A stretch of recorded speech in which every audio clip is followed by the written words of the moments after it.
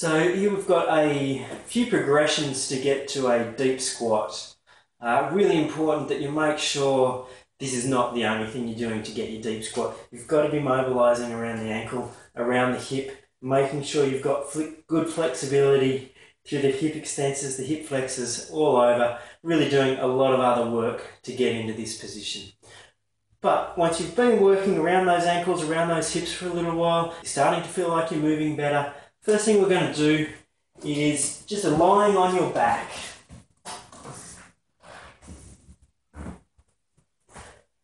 Lying on your back, making sure your back stays nice and flat, and then bringing the knees up towards the chest.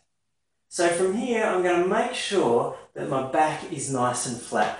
To bring my knees up, I haven't really rounded up and lift that butt off the floor. Everything's staying down on the floor. And I'm just basically creating this squatting position without having to load it at all. So that's the first progression to get there. Lots of other progressions you can do. This is only going to be really quick. So from there, the next thing you can do is just grabbing a hold of a pole, feet shoulder width apart, and then dropping down, putting your weight through that pole, okay, taking a little bit of load off the rest of your body so that you're able to really play around with this squat position.